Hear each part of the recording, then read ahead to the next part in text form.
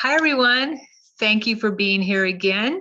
I am Sharon Kamara, and I'm really, really excited because today I'm talking with Preston Dennett. Whew, I'm so excited. He is really famous in this world, the world of extraterrestrials, things like that, the paranormal, and the world that I am all about pretty much. So thank you so much for being here, Preston. Hey, thank you, Sharon. Thanks for inviting me. Yeah. So I would like to read your bio, okay? All right. I know, right? I'm super impressed, by the way, of course. All right. Preston Dennett began investigating UFOs and the paranormal in 1986 when he discovered that his family, friends, and coworkers were having dramatic, unexplained encounters. Since then, he has interviewed hundreds of witnesses and investigated a wide variety of paranormal phenomena. He is a field investigator for the Mutual UFO Network, MUFON, a ghost hunter, a paranormal researcher, and the author of 28 books and more than 100 articles on UFOs and the paranormal. Wow, I'm so impressed. Several of his books have been Amazon UFO bestsellers. His articles have appeared in numerous magazines, including Fate, Atlantis Rising, MUFON UFO Journal, Nexus Paranormal Magazine, UFO Magazine, Phenomena Magazine, Mysteries Magazine, Ufologist, and others. His writing has been translated into several different languages, including German, French, Portuguese, Russian, and Icelandic. He has appeared on numerous radio and television programs, including Midnight in the Desert with Art Bell, Coast to Coast, and also the History Channel's Deep Sea UFOs and UFO Hunters. His research has been presented in the LA Times, the LA Daily News, the Dallas Morning News, and other newspapers. He has taught classes on various paranormal subjects and lectures across the United States.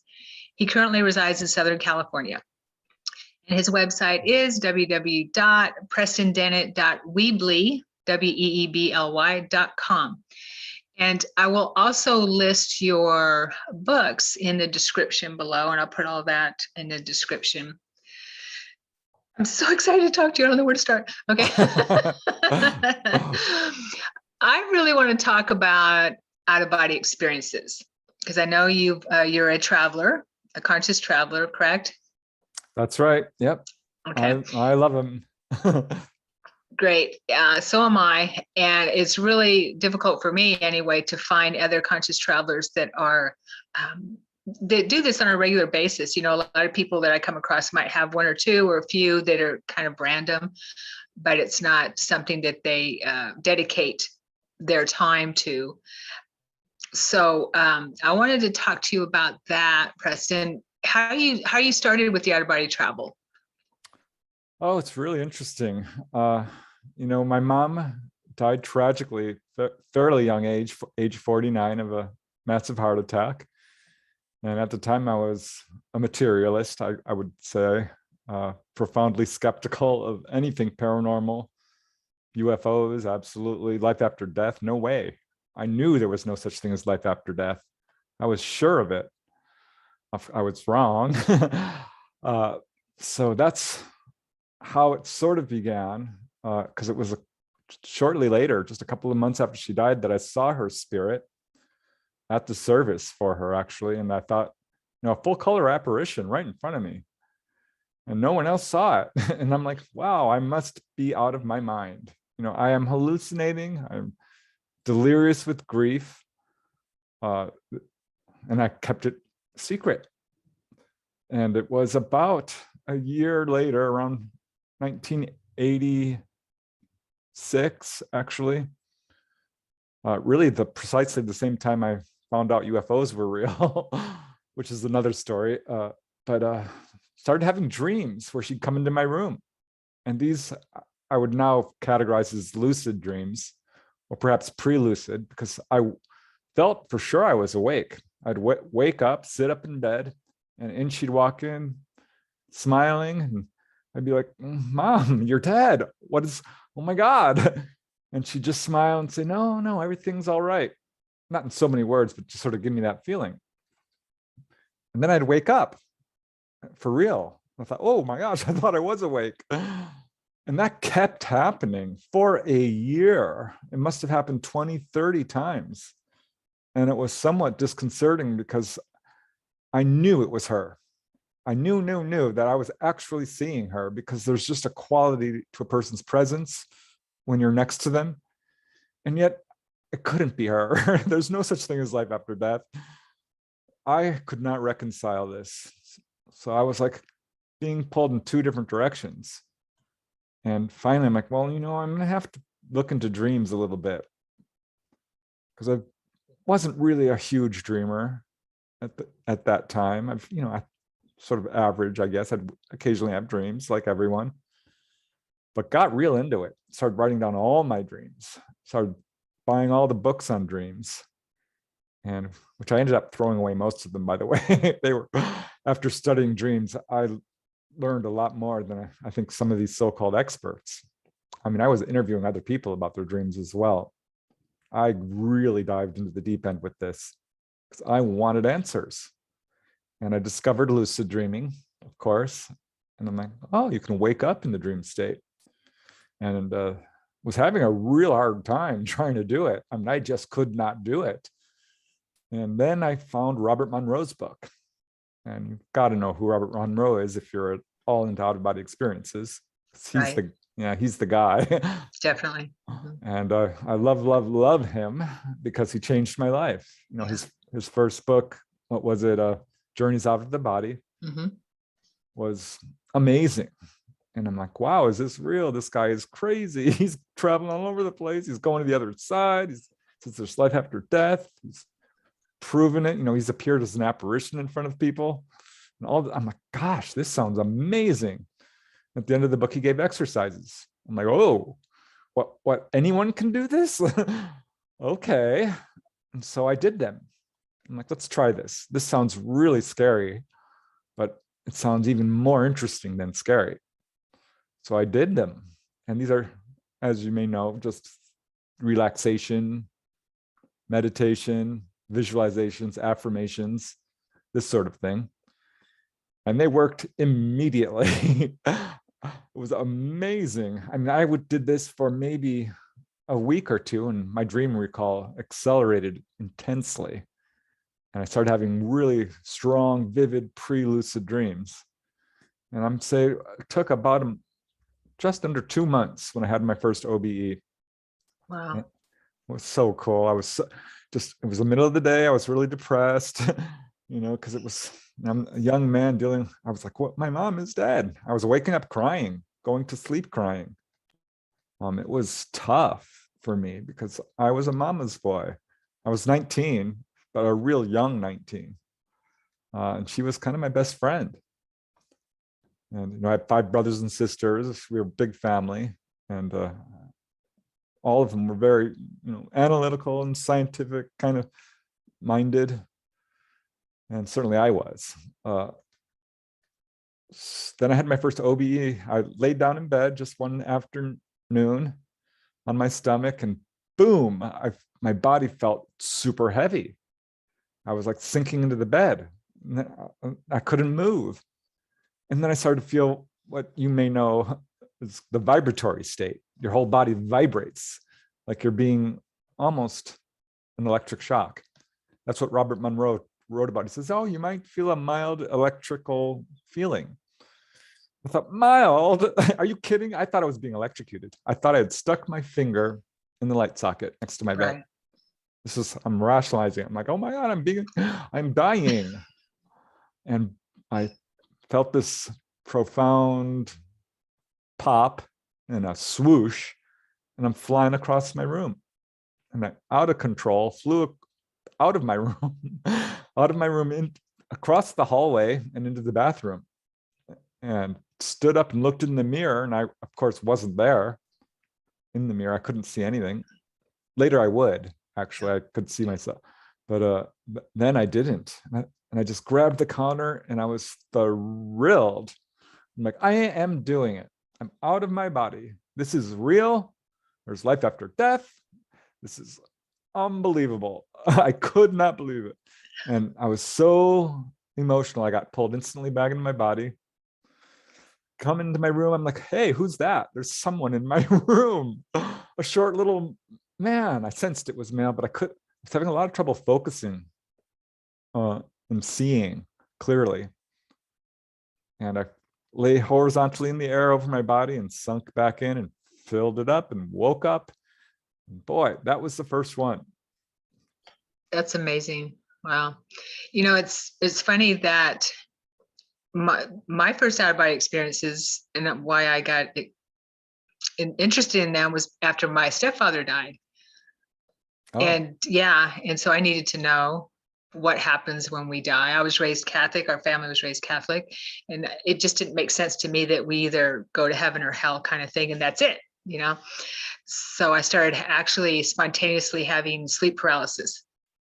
I went through sleep paralysis, which I didn't know what it was at the time, and I thought I was going to die. Yeah, And then, the sleep paralysis. Yeah, if you do this stuff, you will experience that. It's wild.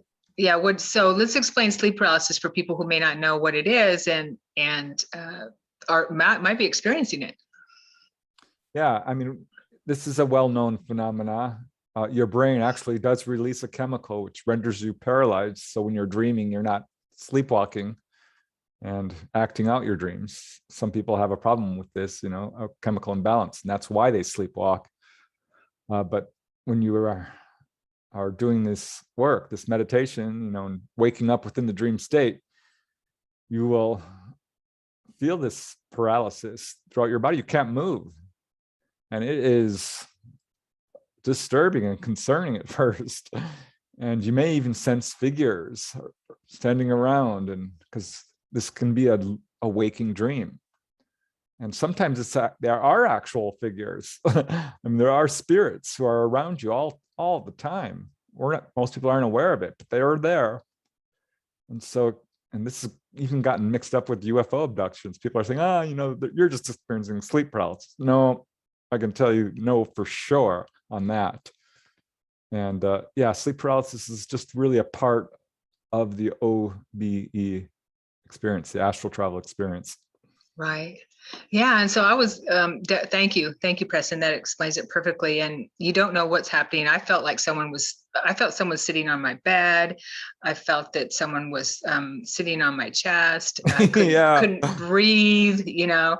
Well, I was screaming, trying to scream. I couldn't, although I was breathing, but I didn't think I could breathe. I was screaming, trying to for help, and I felt presence in the room, like you say.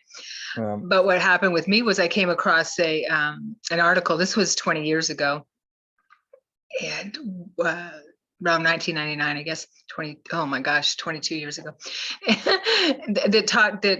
that explained the correlation between out-of-body experiences and sleep paralysis. And I'm like, out-of-body experience? What's that? And so I'm like, okay, well, now I understand what's going on. So I felt that my dad was trying to get me, or I was trying to find him. So I did what you said you were doing. I started reading anything I could about out-of-body experiences, Monroe, Robert Peterson, and I tried his experience or his exercises every night. I was obsessed with leaving my body. And it took me about a month and a half, something like that, to have that conscious out-of-body experience. Well, I knew I was out of my body.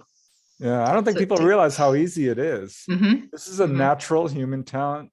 We are all doing it every night. It's a matter of remembering. And if you focus, to me, it's like learning how to ride a bike, learning to play a musical instrument, learning a new computer program.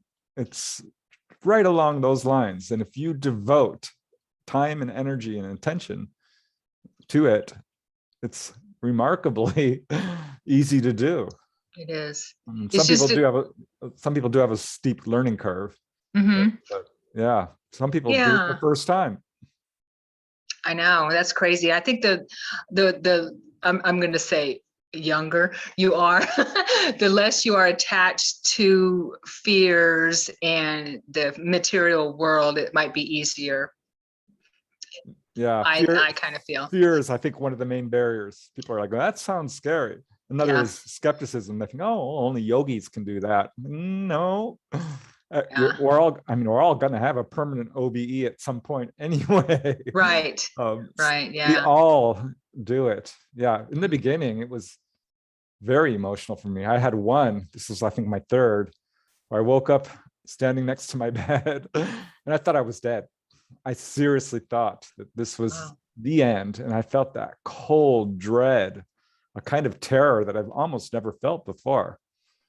And boy, I was unhappy. I'm like, oh my God, what have I done? And I dived back into my body, filled it back up. It's a weird feeling. And woke up. I'm like, oh, that was just an OBE. I'm fine. And every time I'd pop, for the first year, my OBEs did not last more than 10 seconds. Mm-hmm. I'd pop out and be like, yay, I did it. Whoosh, right back in. I'd pop out again. I did it. Whoosh. Because it's called the emotional body. And once you pop out, you'll see all of these emotions you've ever suppressed come roaring back. For me, it was not fear so much. It was excitement. Mm-hmm. Yeah, same here. Then I had to deal with gluttony. I mean, I don't have an eating problem by any means, though I feel like I have starved to death in past lives. I don't know. It was just weird. I would create feasts of food and just gorge over and over again. And then I had an anger problem too, apparently. I'm not an angry person, but I would find myself in like a grocery store, which apparently is a thing. I was so shocked to read this in other OBE books that people often find themselves in grocery stores. Oh, strange. Weird, Wow. right? Yeah. Because here I am in a grocery store and I just tear apart the shelves, throwing things apart and just going nuts. Robert Monroe talked about that. In the beginning, you're almost in a psychotic state because your emotions are so darn strong. And then I had to deal with lust, which was actually a lot of fun. Yeah. But yeah, it took me a year to get a handle on this. And finally because then I'd pop out of body and be like flapping my arms. I'm like, I can't move. And I'm like, why is it so dark? I can't see. I can't. So I had to learn how to move and how to see and how to remain conscious. And then I started, like, after a year or two, I'm like, okay, let's explore the house, because it's scary at first. You don't want to go too far out. And I'm flying around the house, and then walking through walls, and oh, it's so beautiful when you're OBE on your out of body, and you pop out through the roof and you float above the house, and it's just gorgeous. The colors, the sense of peace. Yeah. Oh man, those early times were so much fun. Right. I remember trying to the first time I tried to walk through a solid object, which was our patio door.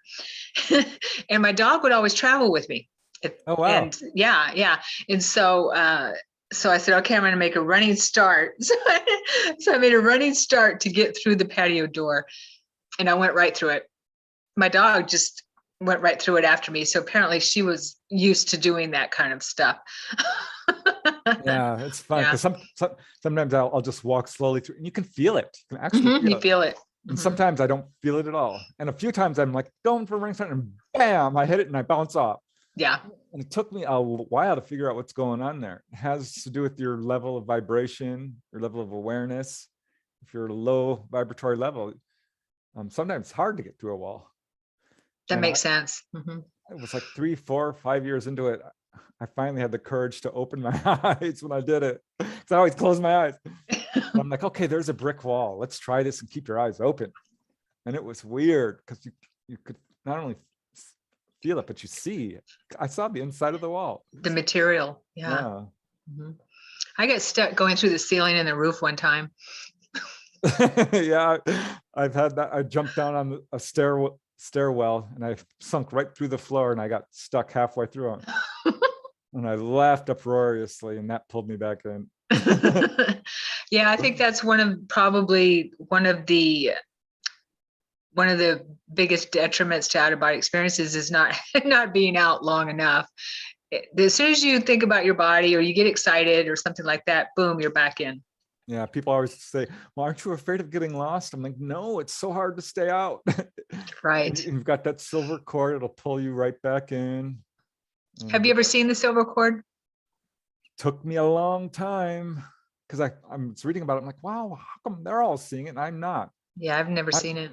And finally, I'm like, this is ridiculous. I am going to make an effort, because that's what that's sort of became my MO. I'd read about it. I'm like, well, this person rescued a lost soul. Let's try that. This person went to a healing temple. This person saw their spirit guides. This person, did this. I want to do that. And so I'm like, okay, let's focus on this. I popped out of body one time and I'm like, what the heck is this? I'm all wrapped up in this hose and it's thick and it's white. And it was, like a fire hose. I'm trying to unwrap myself from it. And I finally, it went right into my body. I'm like, oh, this is the silver cord. So you know what I did? I did something I've never read before. And I still haven't read this from anybody. I dived inside of it. Oh, it was just an impulse. And I followed it to the end, which was my mind. And I popped out in this chamber, which was my mind. And it was very poorly lit. and quite vast and filled with junk. But there was the center of it, which was brightly lit. And that was sort of my consciousness. And I'm like, wow, this is my mind. And I'm looking around, and I'm like, this is so cool. And I'm looking at the edges. I'm like, wow, my mind is cluttered. It's filled with stuff. It's big though, but it needs to be cleared out. It was just a really interesting thing that I had not expected to happen. Oh, that's crazy. Wow, that's pretty cool. Yeah, and more recently, just last month or so, popped out Really? in my living room. I'm like, oh my gosh, this is my cord. And I was really looking at it closely because now I'm more advanced, right? Uh-huh. And I'm examining it and I'm like, this is actually not a solid single cord. It's a bunch of fibers, which are really tiny. And I'm like picking at it. I'm like, wow, that's really, I could feel it. It was so cool. You could feel it. What did it feel like? Like, it's almost hard to describe, like a billion thin, super soft, silky fibers. Wow. But very energetic. Mm-hmm. And glowing bright white silvery light. Wow. Yeah. That's amazing. And it's thick. Some people have a tiny little thing, but mine's thick. Wow, that's cool. Some people have a tiny cord, really? I mean, a thin cord. Yeah, and people see it differently. I remember Albert Taylor. He was on a mission to see his cord, and he's projecting, and he's looking behind him, and he sees, the old computer paper where you feed your. Yeah, I remember that. He wrote about that in his book. Yeah, it looked like computer paper to him. Wow, that's crazy. Yeah, it's very interesting how, because everything can become a little bit symbolic at times, and you kind of look at things through your own belief system. Yeah, that's what I was going to bring up. You were talking about in your mind there was clutter, that kind of thing. I've learned along the way, after doing this for 20 years, that, and in our dreams too, right, that we're projecting the people, most of the people, we're projecting situations and things like that. And so I was talking with my guide one time in an out-of-body experience, and I asked him, so how many, and we were in a cafe, we're sitting there at the bar talking, and I'm asking him questions. How many of these people here, of all the people here, how many are not projections? And the place was pretty full. He looks around. First he looks around and he goes like that are not a projection. Right. Like, meaning they're just a dream figure. There's only one person here that's not a projection. And that was you. That was me. Yeah, it's wild because I dealt with that. I'm like, huh. And that was often in the lucid dream phase, but you can tell when someone's real. I would fly over to the other side. It was always my goal to meet my mom, and I eventually did. Yeah, that's awesome. Yeah.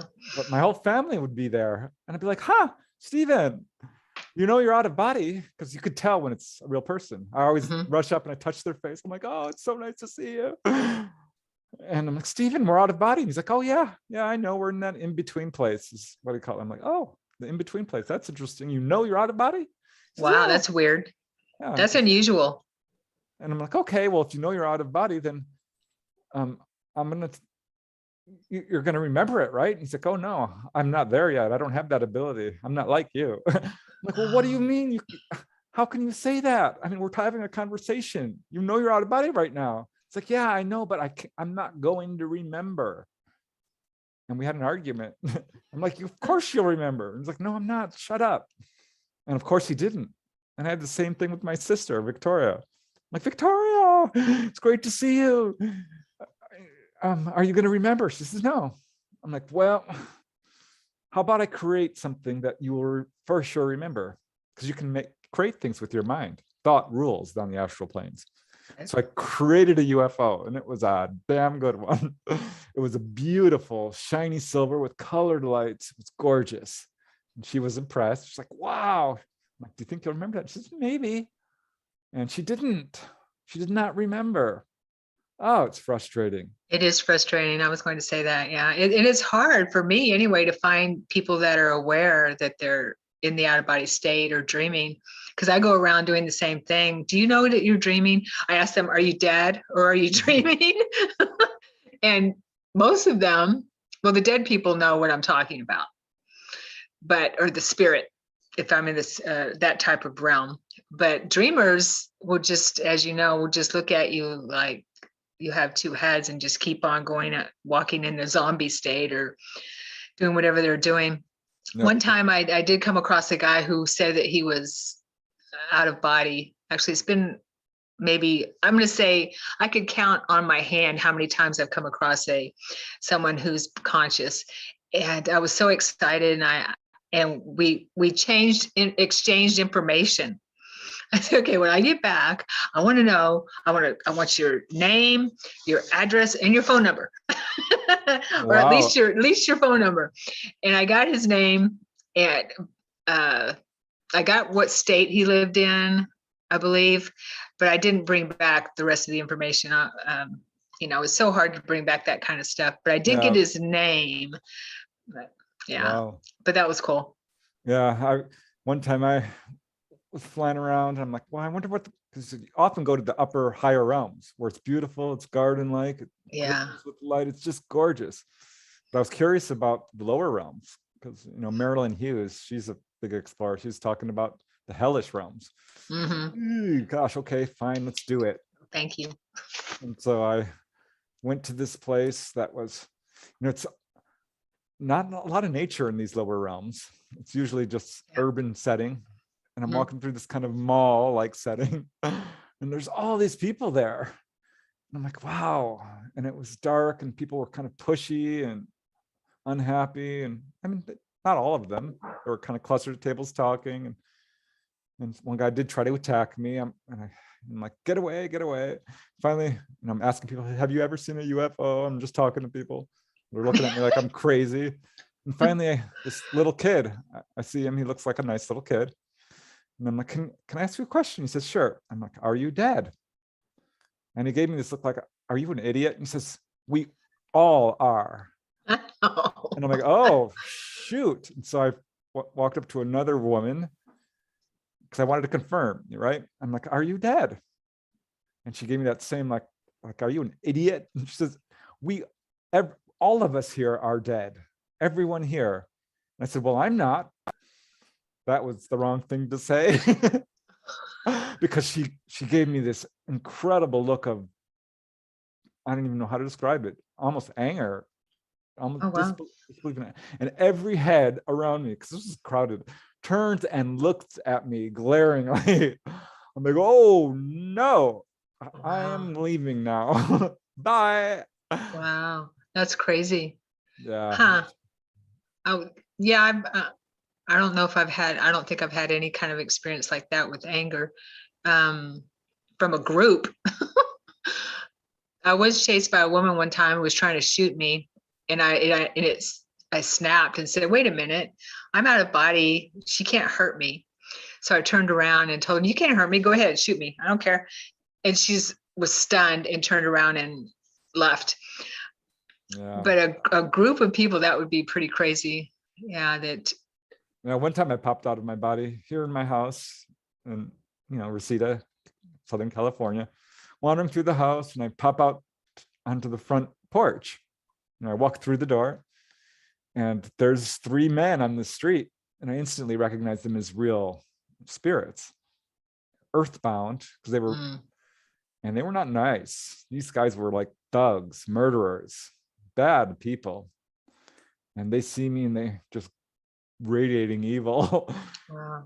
And in the books they say, oh, just radiate love towards them. I'm like, are you kidding me? Because they made a beeline for me. They were coming to harass me. They were just 100 feet away, 50. Well, let me see. Yeah, closer to 50 feet. Because right there in the street in front of my house. And it came rushing towards me, and I'm like, nope. And I turned around and went right back into my body. Wow. I'm not dealing with that. No. That's crazy. And not the only time I've met hostile entities. One time I was trying to get to the other side, and something grabbed my foot. And it wasn't human, because it had 4 fingers. I could feel 2 fingers on each ankle. And I'm like, and long stick, suckery type fingers. It was weird. And so I reached down and peeled those fingers off, and they were long, kind of, I don't know, like Gollum or something, like frog, or it was weird. And I had to peel them forcefully off my ankle because it was slowing me down. But I generally don't feel fear when I'm out of body, because, like you said, I'm like, that's how I think that maybe Robert Monroe said this: when you're out of body, you can't be hurt. Don't worry about it. You're not physical. Exactly. Right. But still, there'd be times. I remember I would always fly around the telephone wires, because I'm like, I'm not flying through those. Finally, I'm like, okay, let's just do it. Other people have done it. Let's do it. And I did it, and it went zip, and it all lit up. I'm like, whoa. And now I do it without any problem. I don't really feel it. But yeah, it takes a little getting used to recognize you're not physical.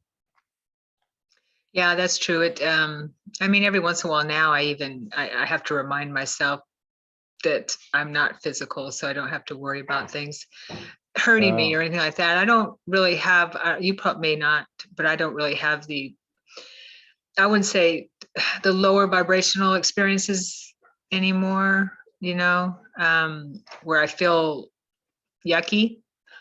The only time I've ever felt threatened, besides that woman who wanted to shoot me, was where every time I'd go out, and this was in the beginning, every time I would exit and go out, I was met by these really creepy looking beings, and they were grabbing at me, and their features they were human, but they were all distorted. Their facial features were all distorted, and they were creepy. And I'm going to say maybe 3 times I just brought myself back real quick. And the 4th time I said, you know what? I'm tired of this. I can't explore because they keep greeting me at the door, kind of thing. So I finally realized it. I snapped and said, you know what? You can't hurt me.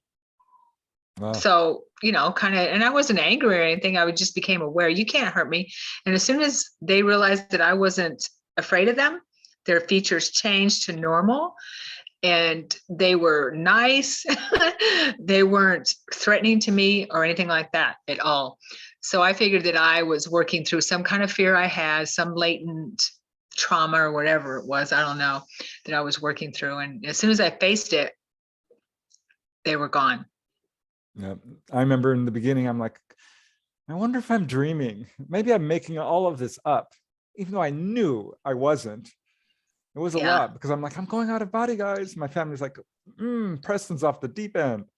Stop talking about this. Why are UFOs and now this? What is wrong with you? I'm like, no, for real. I am out of body, for real.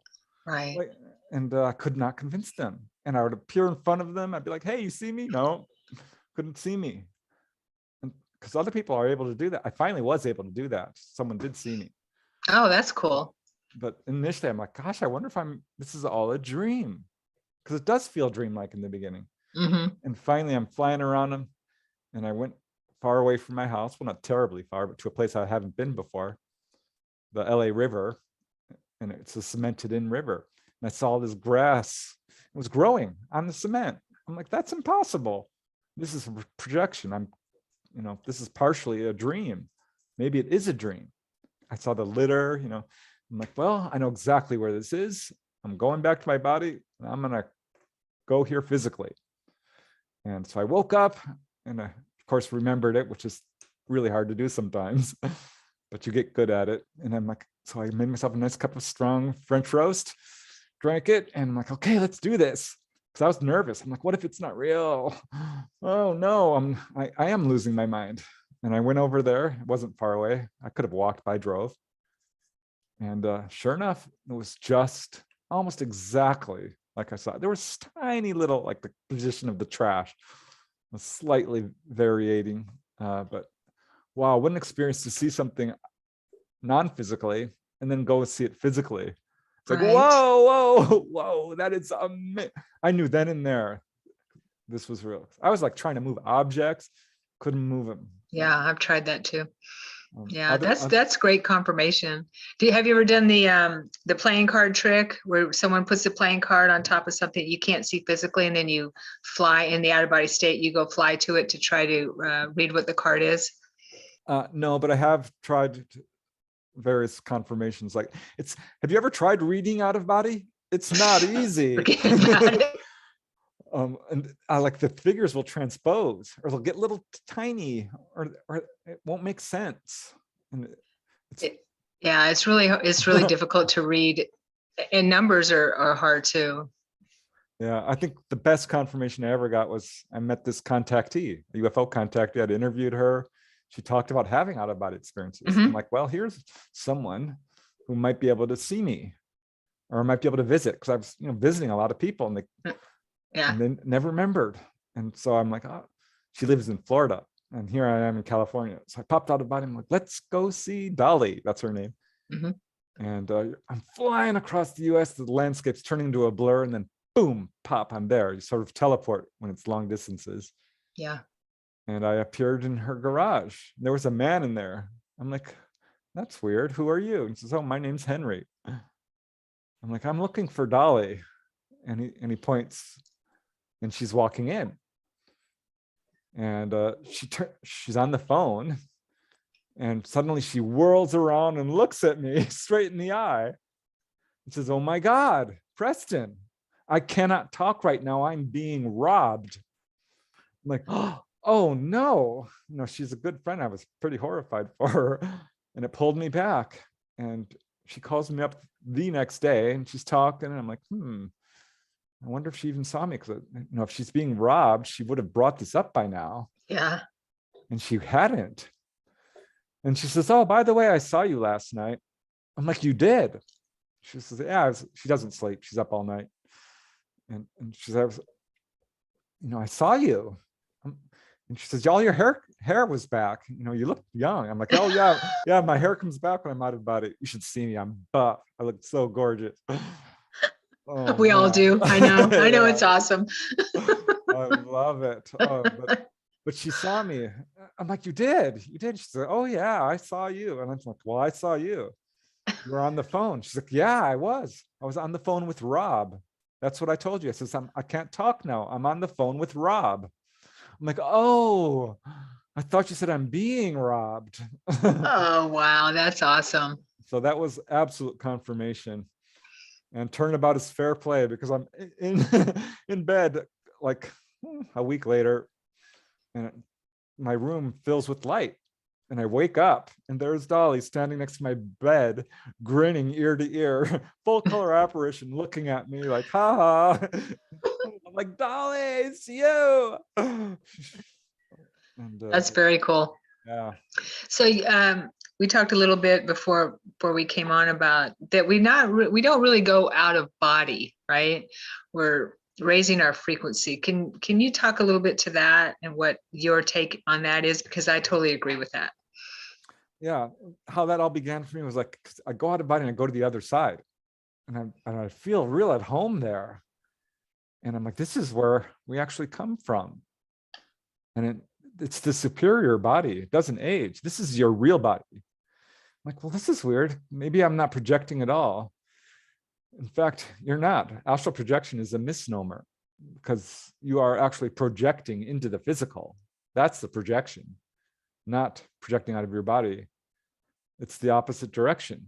And in fact, when you're on the astral planes and you can dart across the whole universe, time and distance mean nothing. So I'm like, God. And when you're in the physical world, then, is there no such thing as distance? No, there isn't. It's an illusion. So you're kind of, when you're walking around and driving, you're not actually moving. You're pulling the universe through you. It's all perception. I started to think more about it. I'm like, okay, so when I'm popping out of body, all our bodies are inextricably connected. You have your physical body, but you also have your etheric body, your astral body, your causal body, your Buddhic body. According to Eastern tradition, there's 7 bodies and variations in between. And so you're never actually leaving your body.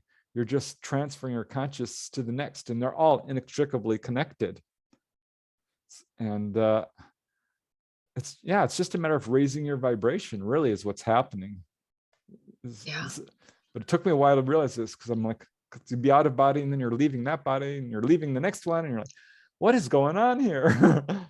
It is, but ultimately, I've come to believe that space and time is really just an illusion.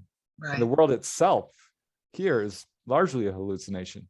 Mm-hmm. And it feels real, and it is real.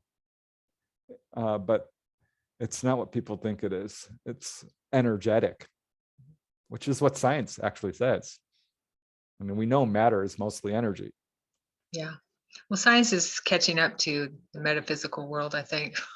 Finally, that's and that confirms a lot of what I've been seeing. I had a near-death experience in 2001, and after that, and I started traveling out of body and things like that. Things just started opening up for me. I'm like, whoa! I was in a grocery store in San Antonio when I lived there, and everything, this whole reality of this grocery store, and this was in the physical plane, not in my out of body. Okay. In the physical plane, everything disappeared. And I saw the grid. And I knew, yes, I saw the grid. It was blue and green.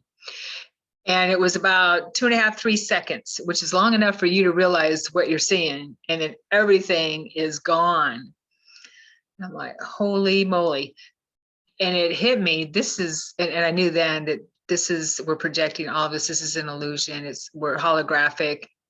And I've been driving down the road before, and I can tell that everything's a screen, and I'm not really moving. I'm just telling myself I'm moving, and this is just the scenery going by on the screen. Yeah, it's a very strange feeling. Another weird thing that happened to me with the OBEs is almost every time, not every time, but a lot, I would come back with memory, a dream, a dream memory perhaps of the future. And I have this precognitive dream, or kind of, it's so strange because it almost always happened the next day. I come back and I'd be at work. Suddenly I knew what was going to happen. I'm like, oh, she had a haircut, and she did walk in with a haircut. Or I'm like, my boss said he saw a UFO. I had this dream where he walked in and says, I saw a UFO, and described it in detail. And I go to work, and in walks my boss. He says, I saw a UFO. And I knew exactly what he was going to say. I dreamt it. And then when that happens, all these little sparkles appear, and the world becomes very dreamlike. I call it waking lucidity. When you become lucid in the dream, it's revelatory, it's enlightenment. You're like, wow, this is a dream, and everything sparkles and becomes really super real.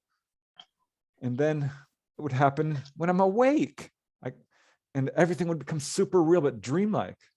So the dream life would become super real, and the real world would become dreamlike. It was like coming full circle. That's amazing. I love that. It was very cool. And the clairvoyance and the telepathy and the precognition is off the charts, and such a great, wonderful benefit of all this. It raises your awareness. Oh my God, it's fun. Thank you. That was my next point that I wanted to talk to you about, is how out-of-body travel and dream lucidity and things like that can help us enhance and raise our frequency in our everyday life, and facilitate spiritual growth, personal growth. Yeah, and along with that, for sure. First thing it does is it erases your fear of death. Yeah. I still don't Yeah. want to go through the whole dying. That's a little, that sounds a little grim. I'm like, what Yeah, kind of the system is pain this? yeah. What? We're gonna die? That's who designed this? That's terrible. But then I Which realized, is a lie anyway, right? yeah, exactly. There's Mhm. no such, it's a wrong word. It doesn't make any sense. Dying is more like flying to Hawaii and getting to stay there for as long as you want. It's gorgeous. I It's love that. the best place. It's the best thing that could ever happen to you. I'm in no rush, obviously, because Earth is such a wonderful experience to be able to go through. Right. But yeah, that's the first thing that really changed. I'm like, fear started to leave me, because when my mom died, I was just encased in fear. I was having a real hard time with it.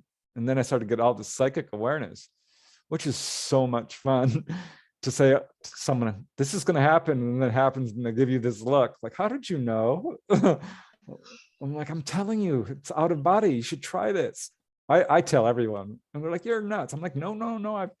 You've heard of near-death experiences. I've been down that tunnel. You can do this too.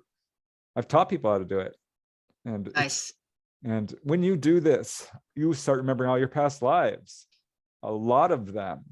And I'm like, oh, well, this is why I'm obsessed with the Holocaust. I know I died. It was horrifying. Or this is why I'm so obsessed with shipwrecks, because it turns out I was a pirate. Or this is why I'm like afraid of starving to death, because I'd starved to death over and over again. Oh, this is why I love shamanism. I had a lifetime as a Native American, and all this stuff. Like, I'm like, wow, this is amazing. I once saw a psychic, and she's, the first thing out of her mouth was, you have recalled like 30 past lives, haven't you? And I'm like, yeah, I sure have. And another's like, what's with you and these shipwrecks? I'm like, you tell me. I've got every book on shipwrecks. She's like, you would be really good at out-of-body experiences. I laughed because I just started doing it. Yeah, the That's a past life funny stuff thing. is amazing. Yeah, it is. It is definitely. I've been gifted, or that's one of my abilities, is to be able to see past lives for clients and things like that. But I had to see them for myself first, and that was through my meditations. Is how I was able to see most of my, the lifetimes that I was able to clear. Yeah. As far as the precognitive thing, I want to. What came to mind is I'm noticing also a lot more lately that I'm having precog dreams or out-of-body experiences, and they seem to be coming together closer and closer, where at the time you don't really realize it, maybe that it's precog. Mine doesn't necessarily have, my only family is my sister here, and my my immediate family is my boyfriend, but you don't really have, I noticed that I don't really have those types of precog experiences. It's more on a global area, and things start coming together quicker and quicker Yeah, I've had as all we raise in kinds. frequency, maybe. Some are very personal, like a gift. I'll know what my gift is going to be, but some are like, well, there's going to be a plane crash. I just know. I knew there was going to be a horrific water slide accident. I'm like, oh no. I knew that there was going to be a terrorist attack on a school. I just knew it. And I'm like, gosh, where, I don't even know where this is going to. And when this whole pandemic thing started to hit, the month or two before, I was like crying and crying. I'm like, why am I so upset? I better get some food. And I stocked up on food right before the grocery store shelves were cleared out. Wow. Yeah. So little things like that. Mm-hmm. Every time I'm like, well, I've got this intuition and I don't act in it. Boy, do I regret it. Like, darn it. I just always knew do. it. No, I got a speeding or a parking ticket. I'm like, if I park here, I'm going to get a ticket. I'm like, no, I won't. No. I did. And we do. Yeah, I can definitely attest to that. If we don't listen to our intuition, I imagine every person watching this now would agree that we end up paying for it if we don't. Yeah. Yeah. During your out of bodies, have you ever, and then we'll move on to other subjects, but have you ever seen yourself as an extraterrestrial, or have you seen any extraterrestrials in your out of bodies? I'm curious. Yes and yes. Okay, Absolutely. good. Yeah. Every I've seen all kinds of stuff. I mean, we've only touched the surface. I Oh know. my Yeah. gosh. I mean, I've been to healing temples. I've met my spirit guides. I've gone to the moon. I mean, I've done all kinds Other of stuff. planets. Nice. Yeah. And Yeah. yeah, I saw my pets. Once my pet came up to me like, "Hi, Preston." I'm like, "Whoa, pets can talk." I finally read that. Yeah, that does happen. But yeah, I have seen myself as an alien in a past life with weird eyes, and I was a humanoid, and once like a reptilian type of being. I've seen myself as a and, reptilian type. Yeah. and A couple times. once I found myself on board a UFO, and there was, what's her name, Hasha Hanti. She wrote a book on near-death experiences. She's a Native American. I'm looking at her, I'm like, "What are you doing?" "Oh my God, we're in a UFO." And another time I want to see an alien. An alien appeared in front of me. What type of alien? Weird looking. It wasn't a gray or anything. Uh-huh. Sort of a dog-like snout and knees that bent backwards. And Weird. Yeah. another time I'm flying to the other side, and you go, when I do that, I go through this cloudy realm, right? And then I pop out into what I would call the gardens, or the higher realm, the heavenly realms. I'm not religious, but that's the best description, because they're just gorgeous, Right. and filled with love, and the source is there. But I'm getting through this cloudy area. It's taking a little while, and I'm like, what is that up ahead? I saw two little dark spots, and I got closer because I'm booking, I'm moving fast. I realized, oh well, that looks like a person's eyes, but that's not normal, because these are big dark eyes, almond shaped. And then boom, I'm right next to a gray alien, and he's looking at me. And I mean, when I say right next to it, I went right by him, like a foot or two away, and he turns and he watches me go by. My heart jumps up. I'm like, "Whoa," because you don't expect that. And now I regret not stopping and saying, hey, little guy, what's up?" But it was a shock. And man, oh man. Yeah. I did not expect that. That's crazy. I ended up being on a ship or someplace, I don't know where it was. It felt like a ship or a planet, I don't know, of gray-like beings. And they were wearing gray robes. They were shorter than me. And I recognized them, and they recognized me, and they said, "Welcome. How is your Earth experience?" And I was letting them know about it. And I said, "Well, it's challenging, but it has its rewards." And I was letting them know, I felt that I hadn't been back to report in quite a while. And so there was a bunch of them there, and they felt they were very curious. Their faces were very deadpan, no emotion, but they were very curious about Earth. And then when I ended up coming back to my body after a little while, and I'm going to say, I was probably out about 10 minutes, which is a long time for an out of body experience. And I was so disappointed, because I thought that I was finished and I was there. I was one of them. And I thought I was back with them. You know what I mean? I had a life experience with them. And so it was like a home for me. And I was really, not that I don't love my life here on Earth, but I was just still in that mindset of that being.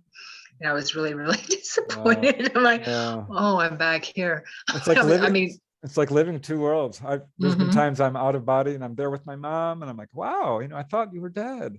And so I start to forget my Earth life, and I'm up there and I'm like having a good time. And then it's time to go. And I'm like, what do you mean? And then boom, I'm back on Earth. I'm like, oh my gosh. Right. I'm back on Earth now. Yeah, it's a letdown. Not that we don't love it here, but I asked my guide one time, "Can I stay here with you? Can I just stay?" And he said, "No, you're not done yet. You're 2/3 of the way through, 2/3 of the way finished." I'm like, oh man, that means another 30 years. People talk about the dangers, you'll get possessed, don't do that. I'm like, no. I have searched all the literature for any real dangers, and I couldn't find almost anything about it. You can occasionally be attacked by hostile entities. That's the worst. but they don't, it just pulls you back into your body. And what I found was the opposite. I found 20 cases of people who've been physically healed Yes. of chronic illness or cuts and bruises, colds, Mm-hmm. multiple sclerosis, sarcoidosis, liver disease. You can get physically healed. Oh, the stuff you can do. It's so wonderful. Yeah. I cannot recommend it enough. Same really here. Can't. Well, Frederick Ardana, I think it's Ardana, in the book we were talking about before we came on, talks about that. And he doesn't claim to heal her, but he talks about where his wife was diagnosed with cancerous nodules on her throat. And he left his body, and had no intention. He didn't even know what he was doing it, but he was in his higher body. So he just started sending white light to her throat. And also his dog was diagnosed with a terminal illness at the same time. And so he would send white light to his wife's throat and white light to his dog. I think the vet said his dog had 2 weeks to live or something like that. Well, after he did that for a while, when his wife went to the doctor for her checkup or whatever they were going to do, all of the nodules except one were gone, disappeared. Wow. Disappeared. And his dog lived a couple more years. See, there you go. Mm-hmm. Yeah, I remember being taken to heal people occasionally here and there. And that's cool. One time I was at a bar with this girl who's a contactee, a good Mm-hmm. friend. Uh-huh. We weren't dating or anything, but she's on the bar stool, and I decided to just spontaneously give her a massage. Just need her shoulders, just a kind gesture. Yeah. And I'm like, I'm going to put white light into her just for fun. And so I visualized white light, and I put in, she's super conscious. She's amazing. This girl is amazing, psychically and contactee wise. And she leaps off the bar stool and whirls around me angrily. It's like, whoa, if you're going to pound me with healing energy, you have to let me know. I'm like, you felt that? She's like, yes, I felt that. And it was so cool because just a few weeks or around that time, I was at a party at, a family party. The whole family was there and friends. And my dad brought out this battery detector with 2 separate leads. He says, did you know your hands have voltage? I'm like, really? He's like, yeah, I'll show you. And you can hold the battery leads and it registers voltage. And I'm like, wow. And I started going through everyone to see what their voltage was. And they were all the same. We'll go up about, an eighth. And I did my sister, who was a year apart from me, a year and 4 days. We're almost twins. And hers went up quite a bit more. I'm like, wow, do me. And it went zoom. I'm like, whoa. And they're like, oh, your hands are sweaty. I'm like, okay, well, I washed my hands. I dried them off. I'm like, do it again. And whoosh. I'm like, wow, my hands had twice the voltage of anyone there, twice. Oh, that's awesome. I don't doubt it. Yeah, that's crazy. I'm sure it's the OBEs. I'm sure of it. Mm-hmm. Yes, and you're in that realm. Yeah, this is another reason we should do it. I know, right? Can't stress it enough. I mean, and William Buhlman, of course, you know him.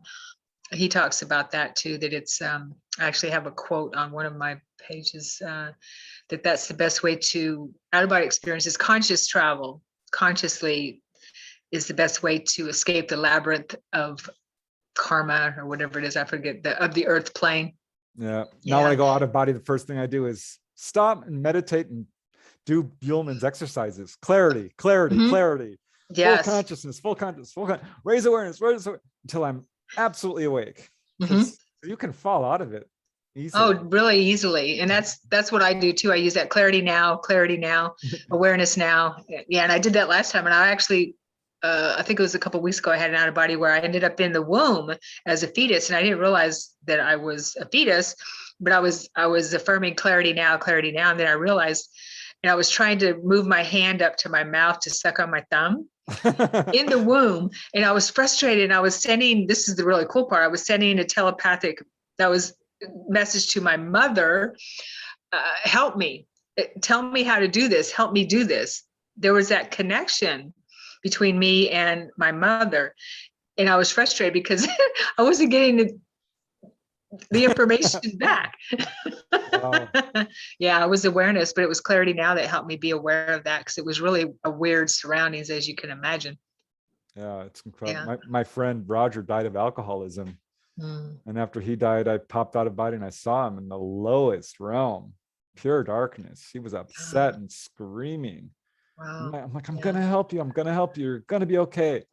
And I came back and I sent him love, love, love, love, love, and told everyone to do it. And I went back and I found him. He was on a higher realm.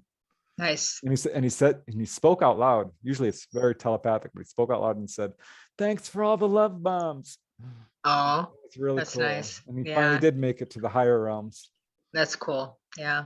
I've been able to do spirit rescue in an out of body state. And when I first started, before I started doing mediumship, I used out of body experiences to check on people's loved ones, to see where they were, how they were in the out of body state, which is really cool.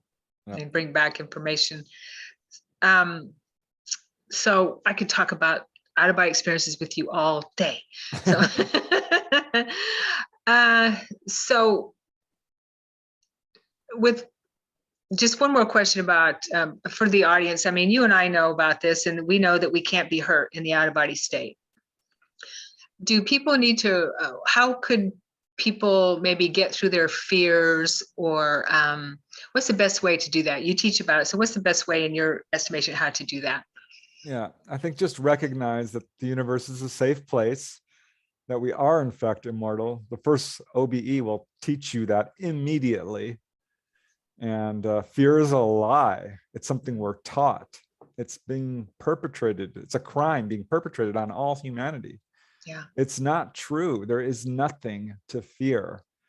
Yes, experiences can be unpleasant, but ultimately, you have absolutely nothing to worry about. You will be fine no matter what happens. And every so-called, quote, horrific experience has an incredible silver lining. These are all experiences we've chosen to help us wake up and remember who we truly are. And yeah, I just recommend meditating. Recognize that we all have spirit guides around us at all times. You are already going out of body. You're already doing it. It's as safe as sleeping. It really, really is. And the fun of flying, the reunions you can have with your deceased loved ones, what it's like to meet a spiritual master and be in the presence of an actual enlightened being will drop you to the floor with joy. And I mean, don't get me started, Sharon, because I will go on forever. It is the best That's thing okay. ever. Do it. You can thank me later, but do it. Yeah. Try it. Don't believe me. Do it yourself. It's Yeah. amazing. It is amazing. It is amazing, definitely. So, we didn't talk about astral lovers. Oh no, gosh, and that's such a fun part of this. I know, right? Because Robert Monroe talked about this, come upon like this whole sex scene and be like, no, I'm not doing this. And I'm like, oh, are you kidding? I am doing this. And I don't want to get into the lurid details, but Yeah. the fact is you can have any experience you want. Mm-hmm. And it's amazing. And you can, create projections, or you can do it with real people. Mm-hmm. And it's a much cleaner type of experience than perhaps here on Earth, where it can get messy and awkward. Yeah. But boy, I loved it. And I don't do that so much now, because you get pulled to the higher realms and you can sort of meld energies there, and it's the same. Right. Which is, it's emerging. Yeah. Yeah, but Patricia Garfield talked about that. There's a very strong an element of sexual energy to all of this. Mm-hmm.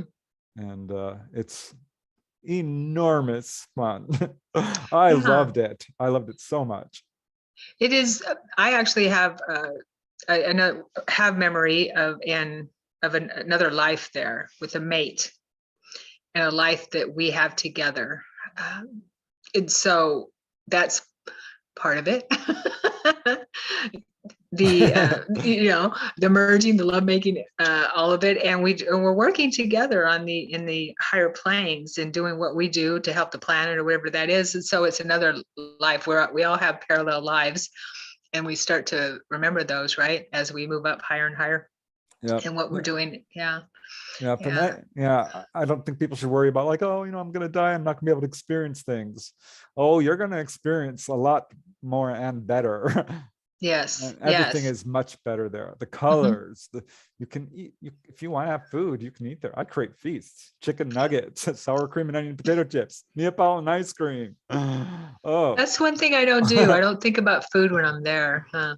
Wish I could bring that here, but um, and you know about Jürgen Ziewe and his books, right? um, Jürgen Ziewe, I don't think so. Multi-dimensional man. Um, Oh, I'm not sure I've read that. oh yeah, you have to read his books. The one that's really cool. Well, they're all cool. He has 3 books, I believe. The one that's really cool is how to explore. No, how to enjoy life when you're dead. Oh, Yeah, lovely it's title. Vistas of Infinity is the main title, and then how to enjoy life when you're dead. I think you will really, really enjoy it. He started with his outer bodies in the meditative state. I do it in the in between state, the twilight state, and I'm able to do that. But I think you'll really love his work. He talks about how when you die, there's a lot of people don't understand we can move up higher. And William Right. Buhlman, I think, talks about this too, right? Where we get stuck in these, and Robert Monroe, in these belief system territories. Yep. And we don't realize that we can still work on our spiritual growth. We can still move up higher. We can move back and forth as long as we have that awareness, right? Right. Yeah. Yeah. I'm taking people out of the lower realm sometimes. I was in Yeah. another hellish realm just recently. I saw this Oh, beautiful black man. He was just radiating light. He looked happy. I'm like, how would you like to go to the higher realms? He's like, really? I'm like, yeah, it's easy. Just take my hand. He's another guy's kind of hesitant. I'm like, no, really, I'll take you there. wow. And Nice. boom, off we went. And Very cool. he was very happy about it. So was That's I. nice. That's cool. Yeah. But Jürgen Ziewe talks about where in his outer bodies he chants in his outer body, and that lifts him up. And I tried it, and it works. He Yeah, ohms. He ohms. Yeah. I've done some mantras. It's Have you? wild. It is. There's some powerful mantras that you can say. Yeah. That's another subject. That's cool. So you talked about that we've been lied to for so long, and humanity has been this, you probably would agree that we're waking up out of this dream, right? Slowly but surely. So let's talk a little bit about the pineal gland and maybe how important that is for our awakening. Yeah, there's been a lot of research into it, and I think people have come to recognize that this little pineal gland in our brain is how we sort of interface with the other side, and it's the center of so-called psychic powers. And for a lot of people, it's become calcified with fluoride and drugs and stuff. And so, if you want to start waking up psychically, this is one of the reasons people will stop eating meat or drinking fluoride water or have a raw food diet. And also, there's all sorts of things you can do to sort of purify yourself, but this pineal gland apparently is part of all of this. But I don't know, because there are a lot of people who have OBEs as a result of a drug overdose, mm-hmm. or too much alcohol. And I've had OBEs under the influence of alcohol. It's not, I don't drink at all now, but there was a time mm-hmm. where I enjoyed a drink every now and then. And I thought, well, let's try it. I'm feeling a little tipsy. I wonder if I can still do it. Yeah, you can. It's not as easy though. Yeah. But yeah, the pineal gland is definitely a part of all this, I think. Right. I kind of see what I understand about the pineal gland too is, that's great. Is it's pine cone shaped, right? And it has crystals in it that refract light, or like our eyes, cones within the gland. I see it as our projector, that type of thing. And so when I know 20 years ago, I was being guided to fast and drink tons and tons and tons of water, which I did. My clairvoyance was as clear as this when I was doing that. Wow. So what we've, and like you were saying, I think that our diet and our dehydration has a lot to do with why the pineal gland may not be working properly, where we don't have that inner vision Yeah. sometimes, The inner the average senses. person. Yeah. Mhm. Because I remember when I was doing the out of body, one time I'm laying there in bed and I'm like, well, I can see the room. I thought my eyes were closed and I assumed I had opened my eyes, but no. And then I opened my eyes. I'm like, oh, and it kept happening. I thought, well, I must have really thin eyelids. This is what I thought for a while until I realized, I'm like, oh no, these are my inner senses. You phased out. Yeah. Yeah. And Right. because you can hear with your inner senses. That's, I'd be like in another room. Actually, I was on the bottom of my condo building and I heard my phone ringing, which is impossible because it's, 60 units away. And I'm like, wow, my phone is ringing. And I bet it's Roger, my friend, who Yeah. passed away. Yeah. And it was. I went running up there and just caught him leaving a message. That's so cool. The I know, inner I love those. senses. Yeah, because wouldn't you agree, Preston? That's really that's our natural state. We're in our unnatural state when we're not connected to our inner senses. Yeah, people talk about superhuman abilities. I'm like, well, yeah, they're super and they are human, but they are not supernatural. It is natural. That is who we're supposed to be. Right. We're a very telepathic species. We are all interconnected. We are all one, and people have a telepathy, but it's compartmentalized. And occasionally it breaks through, and people are like, "Oh, I was just thinking that when you called." But you can see this, and people become resonating with each other in a concert, perhaps, or a world event, and everyone's grieving, and everyone's on the same page. It's because we are absolutely one. It's wild. You come back from an out-of-body experience and you're like, oh my gosh, who am I? I'm feeling your feelings so strongly that I can barely differentiate it at times. It's amazing. Yeah, that reminds me of my first profound out-of-body experience. In the beginning, because what I would do, I'm sure you maybe do this, is as soon as you leave your body, because I'll just sit up now, just sit up out of my body. Sometimes it's hard to tell if I'm out of body, so I jump up to see if I'm floating. Okay, then I know I'm out of body. And I was moving away from my body because it'll pull you back in very quickly if you don't move away from it. And I had this sense, the intuition, to turn around and look at my body. I was at that time I was sleeping by myself and I was alone in the bed, and I could see my body in the bed, and I saw blonde hair with the covers, and I'm like, who is that? It took me a minute to realize that was my body, and I didn't realize that was my body. And it hit me. I know, it hit me. Wait a minute, this is me. This light right here, because I looked and I saw light. This is me. That body is not me. It was very profound for me because we're so attached to our bodies as who we are, right? We define ourselves a lot by our bodies. That was huge for me to realize, oh my gosh, that body is just, in my mind, I called it a bag of bones. Yeah, Robert Bruce talks about when you're out of body, that you can disappear, your body disappears and you become a ball of light. He says, if you stare at your hands, they'll disappear. I'm like, well, you're wrong. I've stared at my hands and they're unblemished and they look great. But I did his exercise and sure enough, they disappeared and I became a ball of light. Nice. Yeah. Yeah. So yeah, it's when we realize that, well, first of all, we don't die. When the body is gone, we don't die. We just turn back into light. We move back into light. But that was really profound for me. So on to other subjects, because I want to get in as much as I can with you, because you have such a vast expanse of knowledge. With free energy and med beds in our lifetime, what are your thoughts on that? Do you think that we're going to have this in our lifetime? Well, your lifetime. I'm older than you. I sure hope so. Yeah. I don't know. I feel like there's a lot of technology that's being withheld from us. I mean, we know Mhm. this. If you look into it, it's shocking. Of course, I'm really into UFOs, written a bunch of books on that.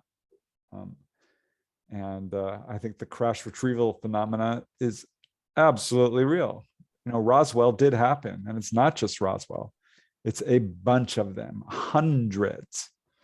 And these ETs have incredible healing technology. I wrote a book, The Healing Power of UFOs, and documented more than 300 cases of people who've been healed of, you name it, from anything from heart disease, cancer, AIDS, Yeah. tuberculosis, diphtheria. I mean, it's a long list. Liver disease, kidney stones, cuts, bruises, fevers, colds, all of it.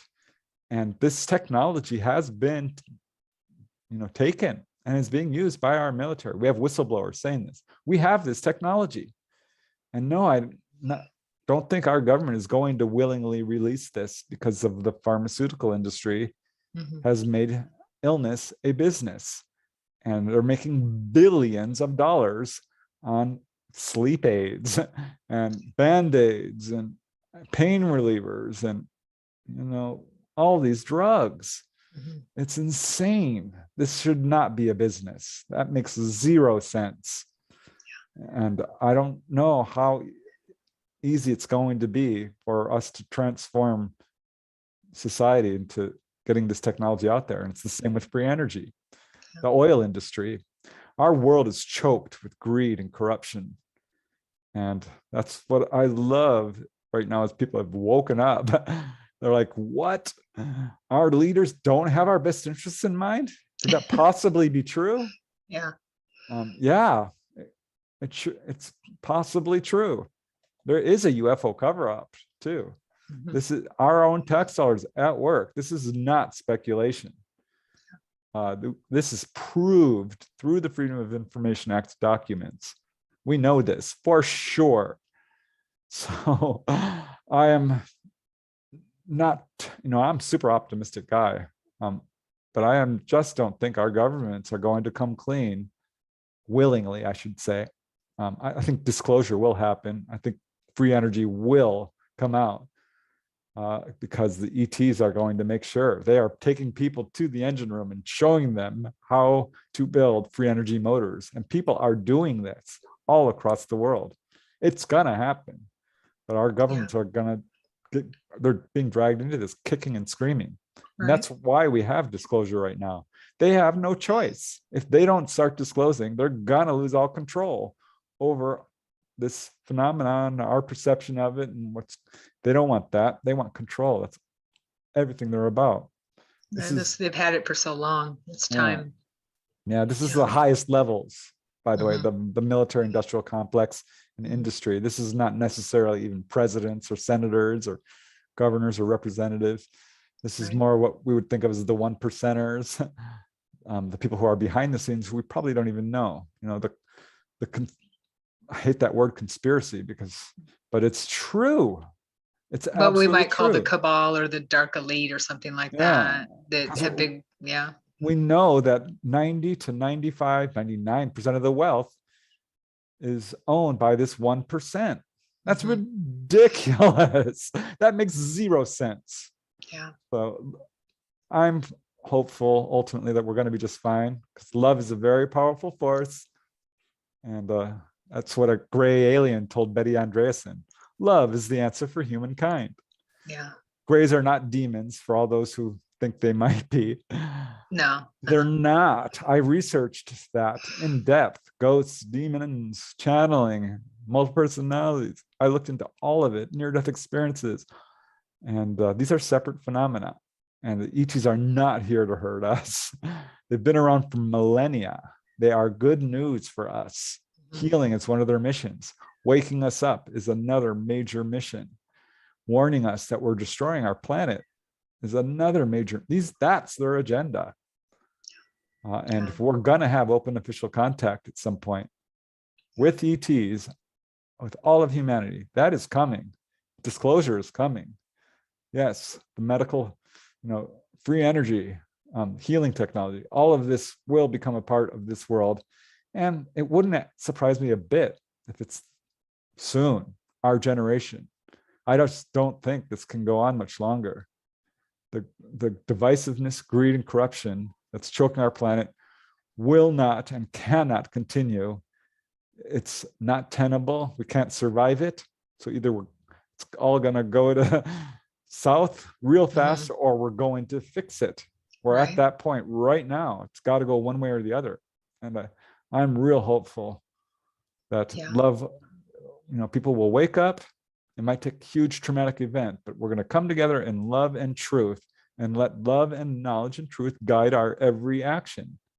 There is no difference between us, whether you're black or white or Republican or Democrat or, male or female or old or fat or skinny or any of it. We're all autonomous entities who truly love each other.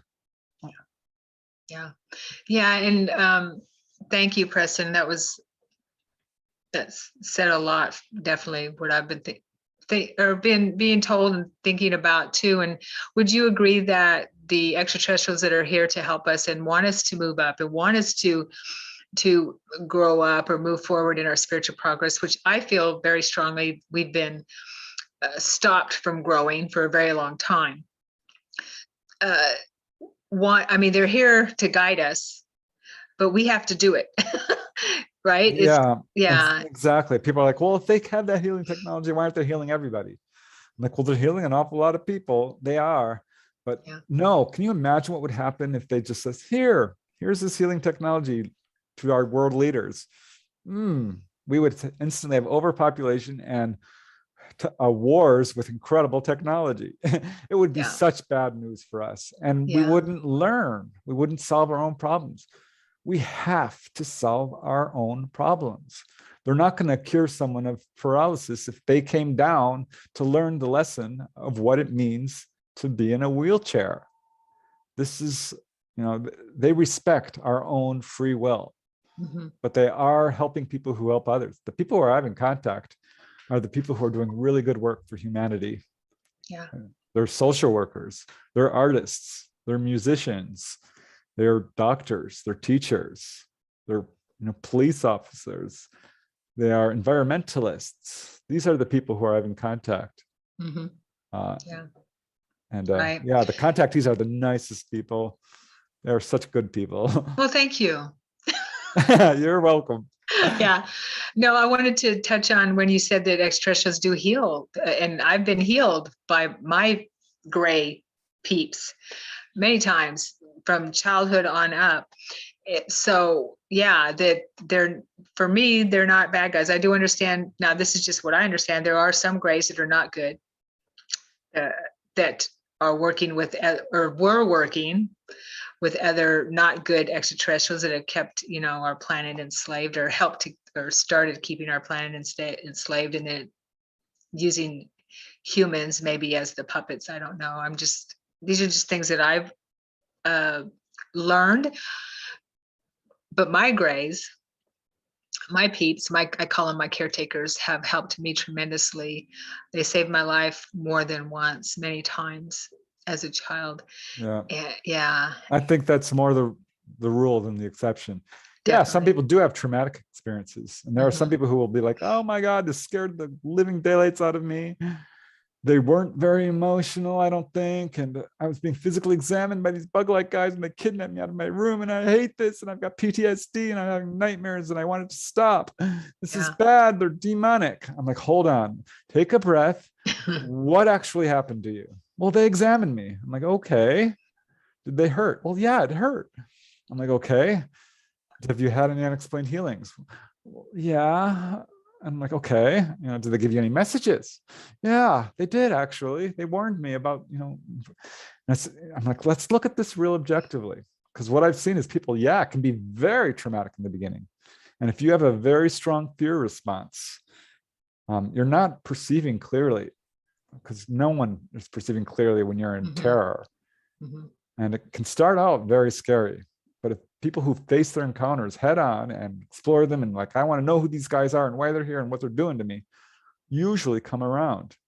And this is what I've seen over and over and over and over again. And it's not just me. I would point to the research of Barbara Lamb, Dolores Cannon, and John Mack, and a lot of the other major researchers. Yeah. I'm not going to say they're all our space brothers, because they're not. There is a wide universe, and I think some of these guys might not have our best interests in mind, but that's pretty darn rare. And the worst, I never get accounts of sadism ever, or torture, or evil ETs going, I want to hurt you. No, that's not their agenda. And they will, leave people alone. If you tell them flat out, go away, that usually can stop an encounter. Not usually, but often. But yeah, I do know people who's had health suffer, and I think there is an evil force on our planet. I mean, you can tell there is. Yeah, totally. But by and large, I don't think we have anything to worry about. They have been around for millennia. Our relationship to these guys is much closer. We are not alone in this universe. It's filled with humanoids, filled.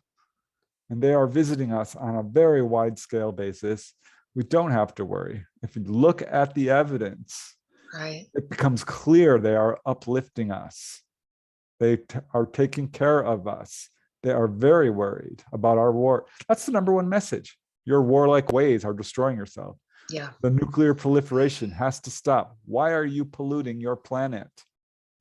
That's the number one message. And one more thing real quick is, sure, people who are having these onboard experiences come away spiritually enlightened, flat out transformed. They can do hands-on healing. They start having out-of-body experiences, past life recall, channeling, all kinds of physically levitating. That was something I recently discovered. A number of contactees told me they had physical levitation experiences. Nice. So they are trying their best to wake us up to our abilities to do telepathy, clairvoyance, precognition, all the stuff we can naturally do. And they'll tell people flat out, this is our gift to you. For what you have given to us, because they do have another agenda where they take genetic material and are creating, reinvigorating their own genetics. That is absolutely an agenda. Yeah. Have you come across any of the hybrid people who are involved in the hybrid program? Yes. That's a fairly consistent feature of these experiences. Yeah, one lady, she's went through the whole thing with that, and she's like, why are you taking me? I said, well, we are interested in your genetics. We are trying to reintroduce emotions. We have suffered terrible genetic damage. And she's like, are you taking over our planet? And they're like, no, we have zero interest in your planet. You guys are far too emotional and aggressive. And your planet is very crowded and polluted. We have no interest in your planet. She had a long conversation with the gray. He says, my name is Sen. That's what he told her. The gray said his name was Sen, or him or her. Okay. Yeah, him. Yeah. He's like, are you my son? He's like, well, no, not like you would think of it. You did not give birth to me, but I do have your genetics. We used your genetics to create me, because she had started meditating. She had went through the whole trauma. She was having nightmares, a terrible childhood. She was unhappy. And now she's 180 degrees on the other side. She's like, no. She said, I have no illness. My children are incredibly healthy. She's super aware, very psychic. Nice. I met my granddaughter recently on one of the ships from the program. Yeah. And she was quite the hybrid between my genetics, my daughter, who was part gray and part human, and she was also had a elemental type of bloodline in her, genetics in her, so that we had that conversation of coming to the planet because she had elemental ears. Yeah, and she was about 5 years old, and so we had this. I was having a conversation with people in the living quarters where I went, about how she would stick out too much on the planet. So it wasn't time for her to be able to come down here. We were just having that casual conversation about her, and she showed me that she could levitate. Wow. Yeah, it was amazing. I constantly dream I've discovered levitation, and then I wake up. But yeah, I've had a lot of UFO sightings. I did have a missing time encounter. I wanted to ask you that. Yeah. I've held babies that I'm like, Nice. which I love doing, but I'm dreaming I'm on board UFOs. I'm not like a fully conscious contactee, but I've come to realize that I am. And here's another weird thing I just have to say. You look so darn familiar to me. Gosh, do I know you? We've never met before. I know. I was thinking the same thing. I keep looking at you. I'm like, where have I met you? I know we've talked before. It feels like it because I feel like I know you. Yeah. I'm probably on the ships or something. Who knows? Boy, I sure do wonder, because I've had that before. I'll come upon a person, I'm like, sorry, have we met before? And she's looking at me like, gosh, I do think you look familiar. Yeah, I know. It's crazy. I believe a lot more people are having contact or having experiences than we would think, don't you? Oh yeah, I've had some contactees I've interviewed said, "Oh, I saw you on the ship, by the way." Mm-hmm. I'm like, "What?"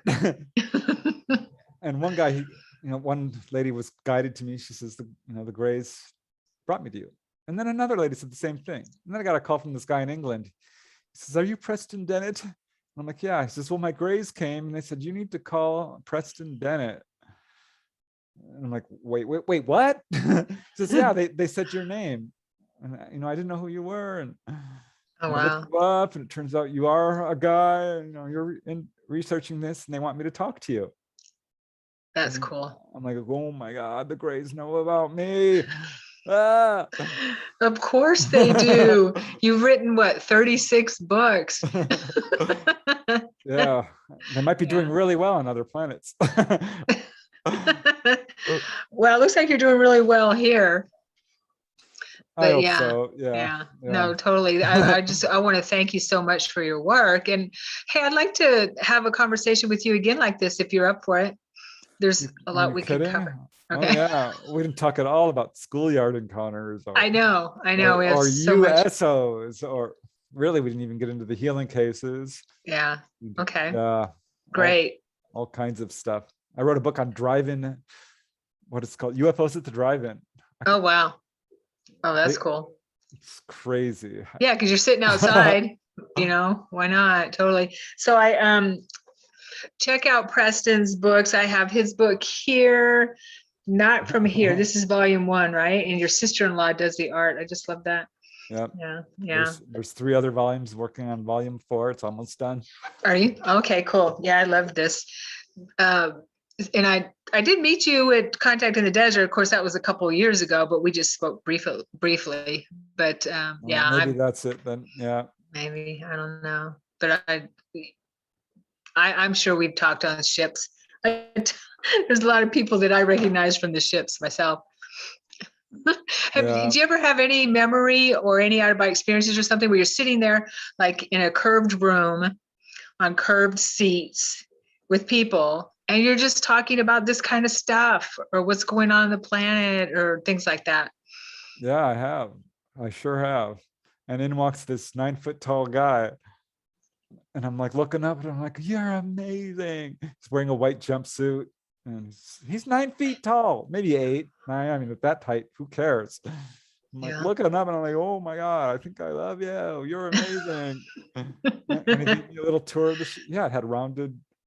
Nice. It was gray walls, gray steel with rounds right up into the floor, rounds up into this wall, rounds up into the ceiling. Yeah. You can see outside through transparent sections. Yes.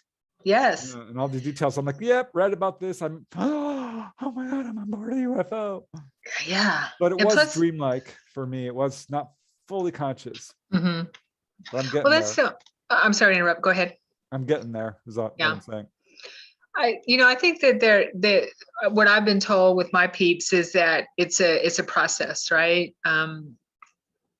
That the awareness comes to us slowly. but surely. I'm working on bringing more details into my memories now too, and being more conscious in these travels, because I'm obsessed. I'm obsessed with it, with wanting to know my multidimensional selves. Yeah, me too. I am Yeah. getting impatient, but that's all right. I'm on a mission. Yeah. It's Yeah. important that I concentrate on what I always knew, that I was going to be a writer. I knew I was going to tell fantastic stories. Nice. I Yeah. knew it from a very young age. I need advice on how to finish a book. I've started 3 books and have not finished any of them. Oh, I'm happy to help. Yeah, it's the beginning and the muddle in the end. Yeah, because it's very easy to get stopped. Stop. Yeah. Yeah, there are definite techniques. Just work on the Okay. part that's bringing you the most excitement. Okay. Write and jump to the end and write the ending. Write the conclusion chapter, and then you can start stitching it all together. Nice. But I like ultimately, that. it's just a Yeah. matter of putting that butt in the seat and getting it done. Yes, I know. I'm taking some time here after Thanksgiving, a few days to myself, and that's my goal, is to get going on that again, get in that space. But yeah, so it's scary in the beginning because you're thinking, oh my gosh, I'm actually going to do this, and then you start putting it off because it's like, right. Yeah, and I don't know about you, but those feelings come up of insecurity, will people really read this, or people really interested in what I'm writing about, and things like that, and or do I sound stupid, or all that kind of stuff. And so yeah, but anyway. I've been there, done that, doing it again. Okay. All right, Preston. Well, thank you so much. We've gone quite a while, and I don't want to keep you away from your day anymore. Happy 11/11 again. Happy Veterans Day, and I want to say that to everyone. Do you have any more words of wisdom quickly for our audience? Have fun. That's what we're here for. Relax. Don't live in fear. You're safe. And if you don't believe in UFOs, I can tell you this is a very important subject. It's going to solve our environmental crisis, our energy crisis, our economic crisis. This is a really important subject. We're about to have a huge paradigm shift. Put on your seatbelt, because it is time for us to wake up, meditate, garden. That would be my advice. Have fun, meditate, garden, and get ready. Yay. Awesome. Thank you so much. And live in love and truth. Definitely. Love each other. Yeah, I love that. Okay. Well, thank you everyone for being here. Again, please subscribe. Please check out Preston's website. And he also has a YouTube channel. I subscribed yesterday, and I can't wait to see your videos, definitely. And like it, I'm sure you like that, push that button, because how could you not like this conversation? Okay. All right. Thank you, everyone, and have a beautiful day.